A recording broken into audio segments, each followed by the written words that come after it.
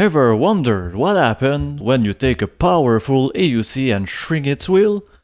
Today, we're putting the Leaper King Veteran Patton-S to the test.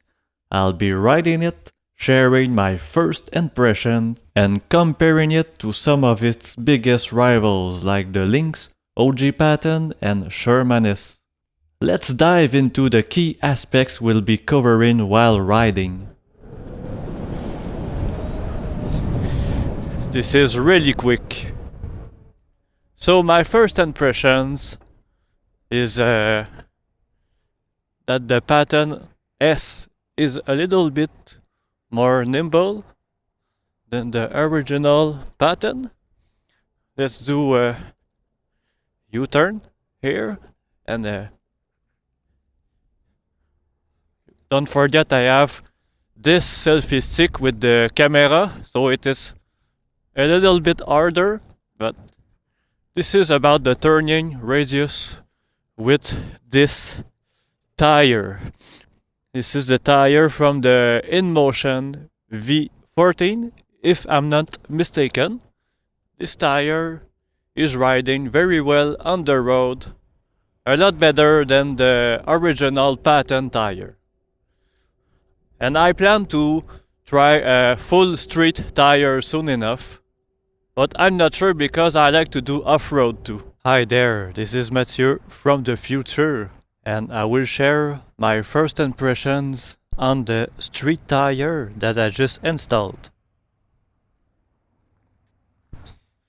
And do little U-turn. Oh wow, what a difference. On the stock off-road tire, it was very slow to do tight U-turns like these. And now it's doing it like it is nothing. My first impression is that I really like this particular tire. There will be a link in the description. I'll show the model here on the screen. It is very silent, super smooth. It's easy to keep balance even at a very slow speed. So far I'm pretty satisfied. So this tire is a great compromise. It is very quick off the line. Brake test. Acceleration. This is really quick. Another brake. And as you can see here, I have modified 3D printed front stand. This is not the originals. I've modified the rear too. These are also 3D printed. I found the 3D file on Thingiverse, and so far they are working really well. Now for the suspension. The suspension feels better than the original Patton.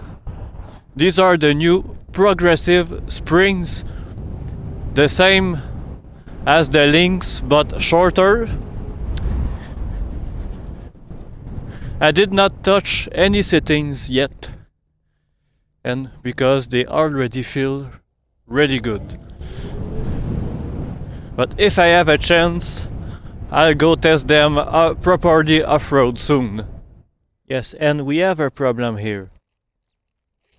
You see, these rear handles, the support has ridges here.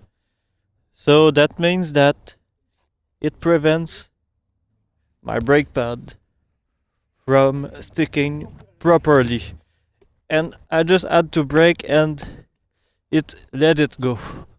So I'll have to print a brake with a longer sticking surface. Alright, first impressions.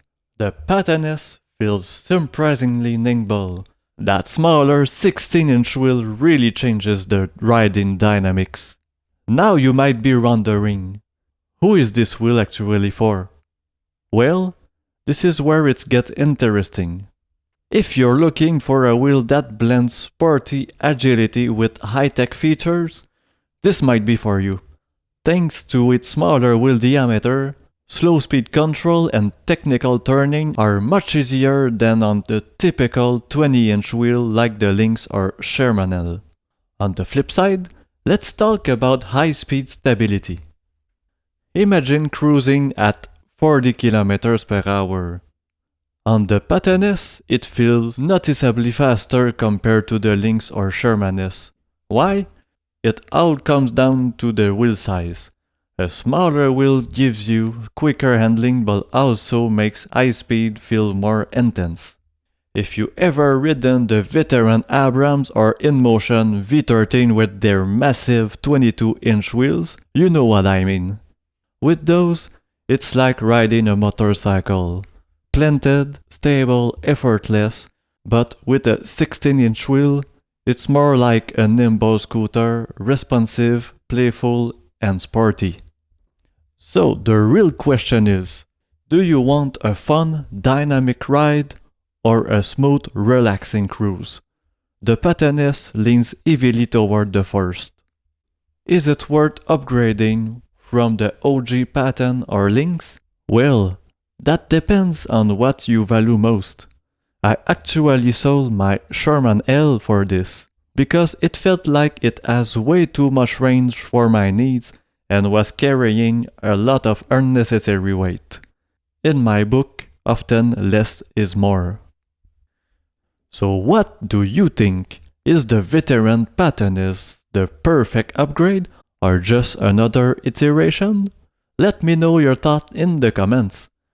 Don't forget to like, subscribe, and stay tuned for more in-depth EUC review. See you in the next round.